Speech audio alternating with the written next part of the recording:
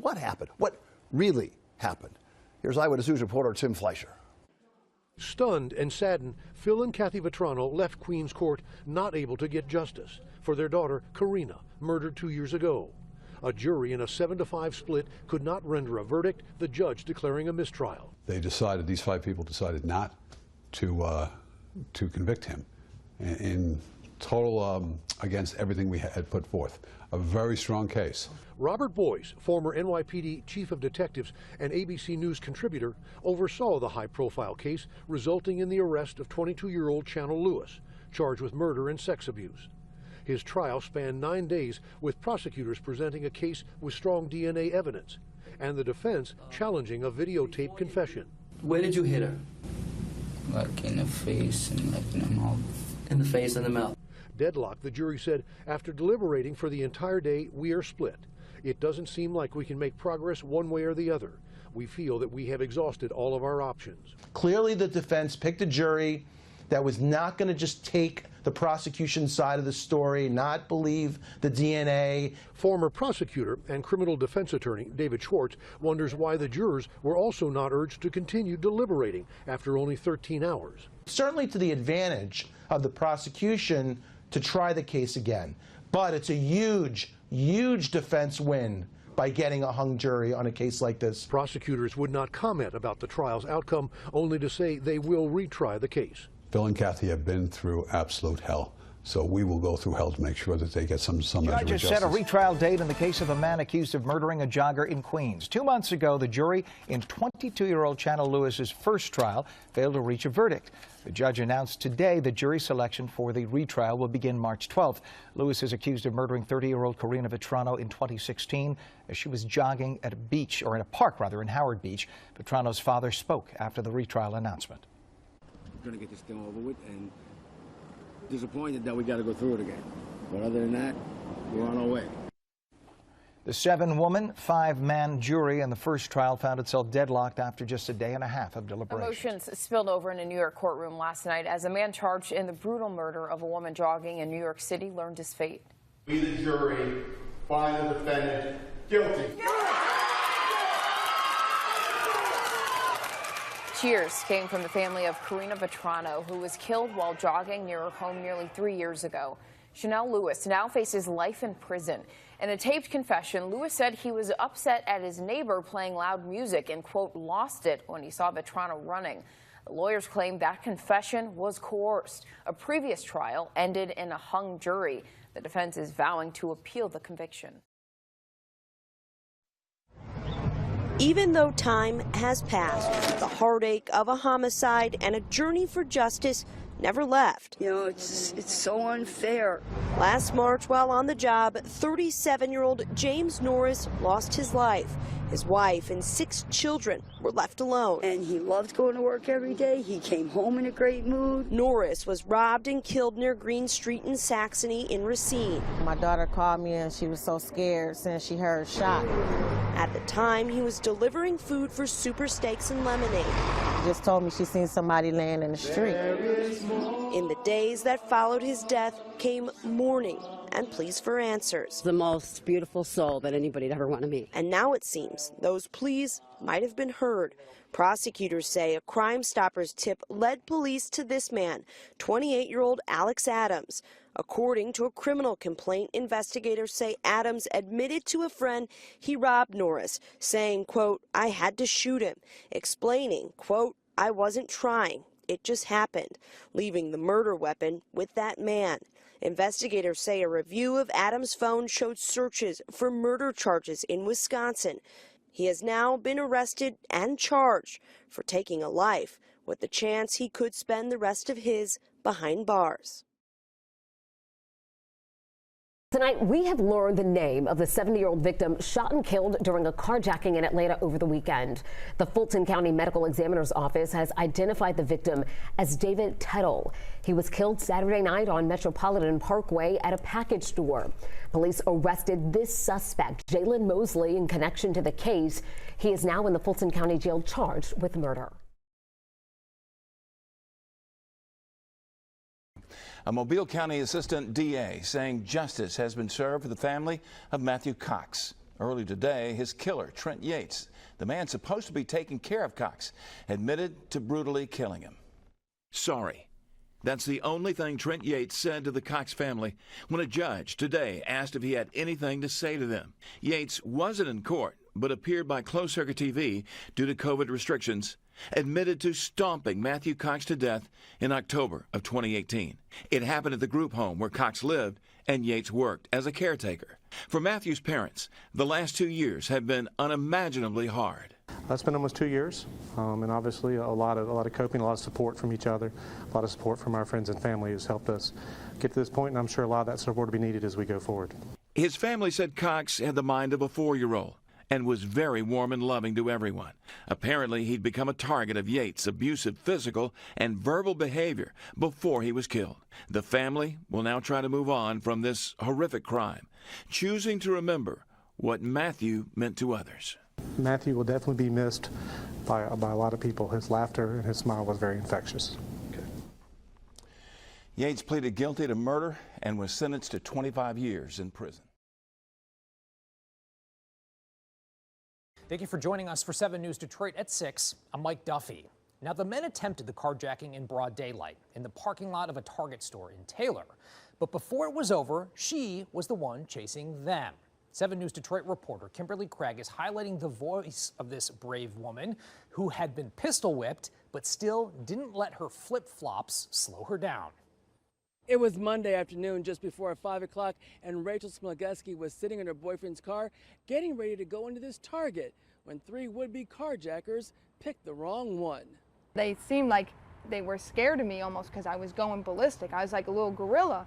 Rachel tells 7 News something in her snap, but she says the ordeal started very differently as she sat in this parking lot Monday with the windows rolled down. I was just sitting here on my phone, and then all of a sudden somebody just pulls up and they just pull the gun right at my face and they start yelling, "Give me your phone, give me your keys, give me your wallet." I thought I was really going to die over somebody trying to take a car. Rachel was scared and couldn't believe what was happening. She was about to call 911 when one of the 3 would-be carjackers knocked her phone out of her hands. He hit me right in the mouth right here with the gun, and I was starting to bleed all over. And then he put it up to my head, and he said he's going to shoot me or give me the keys. Rachel gave up the keys.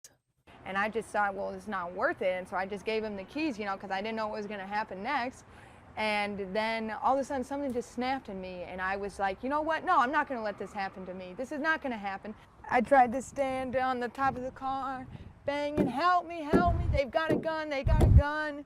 Thankfully, onlookers called 911, and that's when the tables began to turn. Once they started back away and run, I was like, oh no, that's it. And I chased after them, and I ran like the whole parking lot. And I was just wearing flops, so I lost my shoes, so my feet are all cut up and everything.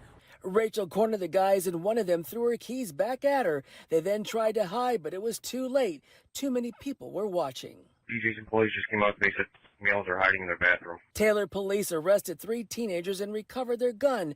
I asked Rachel where she got the guts to go after the bad guys. I've had everybody walk all over me and take advantage and stuff. And after it's been for years and years, you just get sick of it. And I'm not going to let anyone do that to me anymore. She's just thankful for those who call 911 and says this is a reminder to be vigilant. If I had been more alert, I probably would have saw them and I could have gotten away instead of letting them come up to the car. They thought I was an easy target. But you weren't. But they thought wrong. In Taylor, Kimberly Craig, 7 News Detroit. Okay, Kim, thank you for that harrowing story. The wife of a West Jordan homicide suspect is now behind bars as police continue to search for that man. Fox 13's Scott McCain has more on the investigation and arrest. The prime suspect in this double homicide, Albert Johnson, he continues to elude police. But today, his wife, Sina Johnson, is behind bars, charged with 2 felonies of obstructing justice and destroying evidence. 29-year-old Sina Johnson was busted and booked late Monday after police say she lied to them regarding what she knew about the crime, her husband's alleged involvement in it, and his whereabouts, and that she also destroyed evidence. Detectives say Albert Johnson shot and killed Tony and Catherine Butterfield early Saturday morning during what they're calling a home invasion robbery. The couple ran a successful landscaping company, Electric Blue Yard Service. And on Easter Sunday, April 12th, less than a week before they were killed, Electric Blue celebrating 5 years in business. It's not known yet if Johnson conducted any business with the couple or ever worked for them, but police say it is clear that they did know one another. We would like to get him in custody so that we can question him about this. Even after arrest is made in this case, it has a long ways to go. That's not the end of it, but it is the beginning of us being able to resolve this for the Butterfield family and to bring some closure. Now, detectives say there was a struggle before the murders and that Albert Johnson was either stabbed or slashed before he allegedly shot the Butterfields. He then fled the scene, and he hasn't been seen since. The Butterfields' 3 young children were home at the time of the murders. They're now staying with relatives. And since Sina Johnson allegedly is refusing to cooperate with investigators so far, they're now asking the public for help. That if you have any information regarding the whereabouts of Albert Johnson or any additional information about that case, to give them a call. This morning, Kossuth County Sheriff Steve Kolash told me there's an arrest in this case. 35-year-old Valentino Williams of Quarrelville is charged with murder in the first degree and robbery in the first degree. He's charged with the murder of 43-year-old Jessica Weishar in front of the Laverne Security State Bank. Weishar worked at the bank, and the sheriff said that this arrest and charges are a team effort. You know, I'm very proud of our resources here in Kossuth County between our agency and the Algona Police Department and all the fire and EMS involved, but our neighboring counties, Wright County, Humboldt County, Hancock County, Winnebago County, just to name a few, as well as the state agencies. According to court documents, a witness chased the suspect leaving town, a dark-colored vehicle with a front plate missing.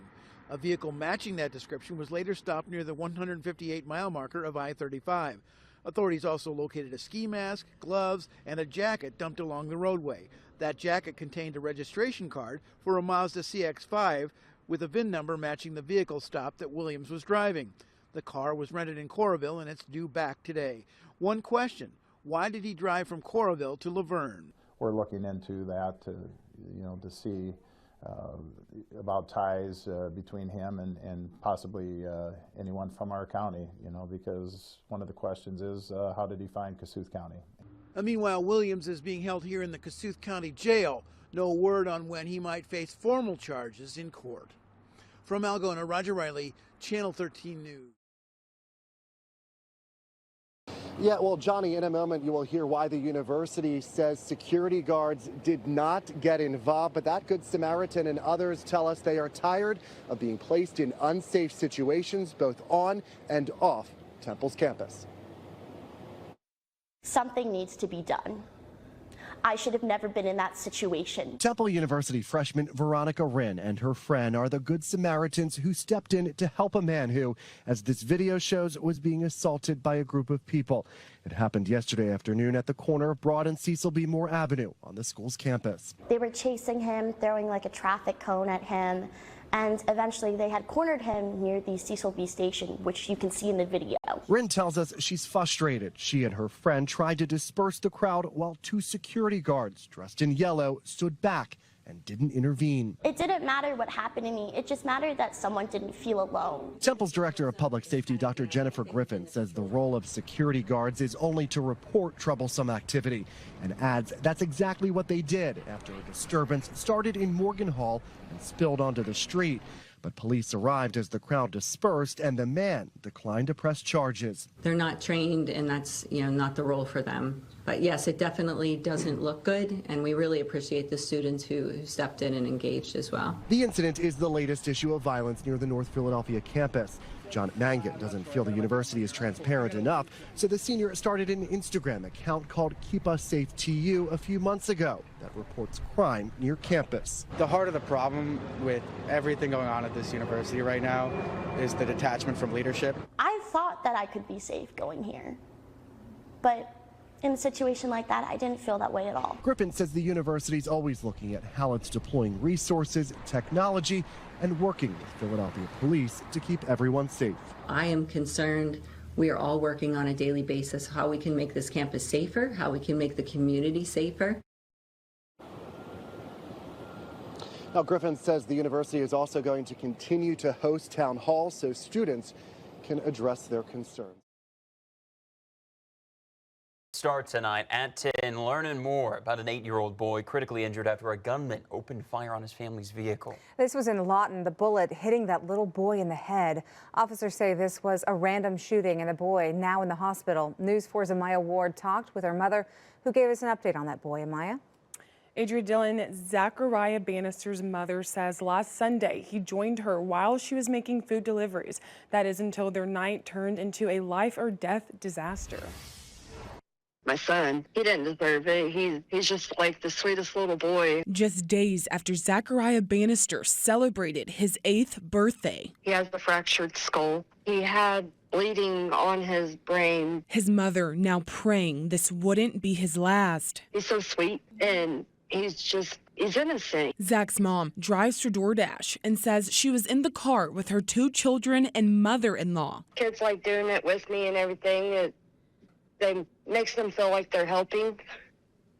And it gets them out of the house. Making deliveries in a southwest Lawton neighborhood, his mother says her family stopped so Zach and his brother could enjoy the Christmas lights. Put the car in reverse and started reversing back so that way I could get back in front of the house. But when she did, shots rang out. Sounded like somebody was throwing fireworks at the car. Their grandma was like, "They're shooting at us, go, go, go." So I threw it in drive and I started getting out of there. Zach's brother doing his best in the back seat. He goes, "Zach's bleeding." And his little head started falling over towards his shoulders. Brother said, "Zach, you can't go to sleep. You can't go to sleep." As his mother worked to get him to safety. All I could think about was I need to get my baby help. He's now at a local children's hospital where his mother says he is making progress. They said that the bleeding has stopped. He can move his arms pretty well, but he gets tired easily. Police have arrested Julian Phillips in connection to the shooting, a man police say the family does not know. I want them to pay for what they did to my kid. He didn't deserve this. Zach's mother says he has a long road to recovery and will need physical therapy. If you would like to help with medical costs, you can find the link on our website. Today, a teenager convicted of killing a woman will face a judge to begin the process of being resentenced as an adult. DeMarco Harris was just 12 when he murdered a woman during a 2009 robbery. Yeah, 7 Action News reporter Shelley Childers is following the story. Shelley.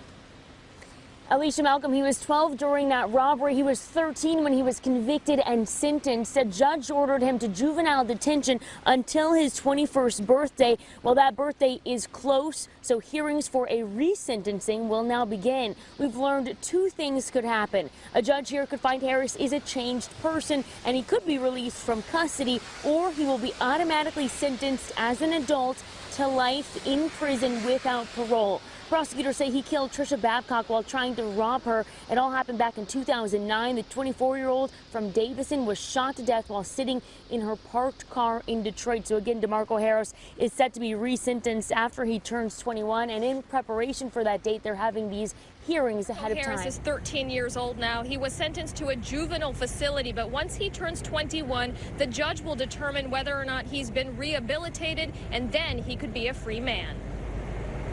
It is not what Steve Babcock and his family wanted to hear the judge say about DeMarco Harris. If DeMarco has successfully complied with all the terms of his probation by the 21st birthday, he will be released from the court's jurisdiction. When the sentence was handed down, tension filled the courtroom, and some of Trisha's loved ones left in disbelief. This is a joke. He has an opportunity to walk free at 21, which doesn't set well with me or any of my family members. What kind of an example is this setting to the youth in the city of Detroit? And now you know why they're dealing with the crime and the violence that they're dealing with every day in the city of Detroit. DeMarco Harris is 13 years old now, but he was 12 last August when he shot and killed Trisha Babcock in Detroit while trying to rob her. Prior to his sentencing, DeMarco faced her family. I ask for forgiveness. I'm asking for forgiveness right now, but y'all ain't gonna forgive me.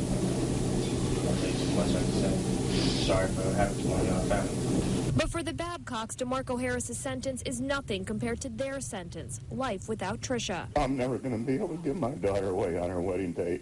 I'm never going to be able to hold her grandbaby. You took my bloodline. You took my little girl, Trisha. People mention all the time in this court and the murder trials about a child. What about my child?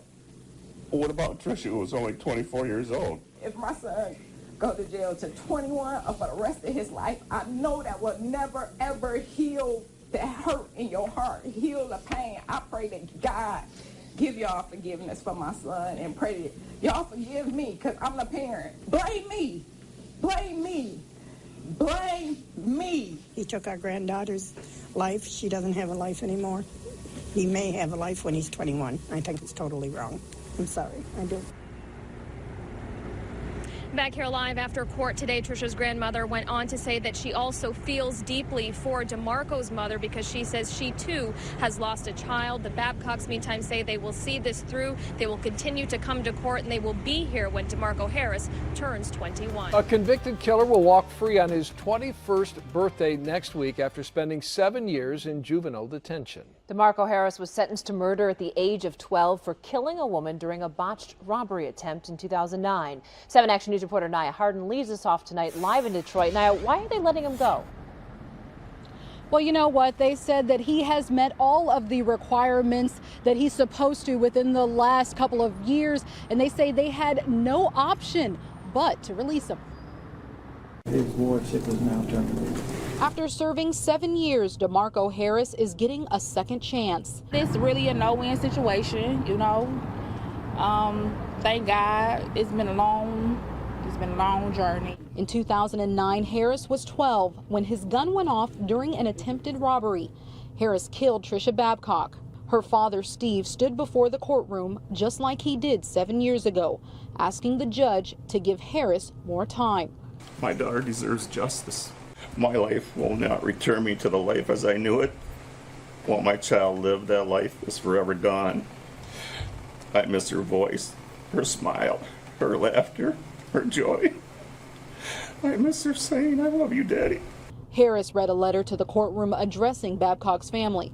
Remorse for the life of Trisha Babcock, a life lost. I am truly apologetic. I feel that I am a prime example of what rehabilitation looks like and absolutely deserve a second chance in society. After several witnesses, the judge ruled Harris fulfilled his rehabilitation requirements and did not seem to be a threat to society. He took a life, and I think that he should have a lot more to be in prison more than what he has. I know how it feels to lose a loved one. You know, it's never going to be okay. You know, that takes time to heal. You know, so I feel sorry for them. I really do. Now, Monday is DeMarco's 21st birthday. That's the day he will be set free. We asked his family what they plan to do. They said that they just want to make up for all the lost time, that it's been a long road.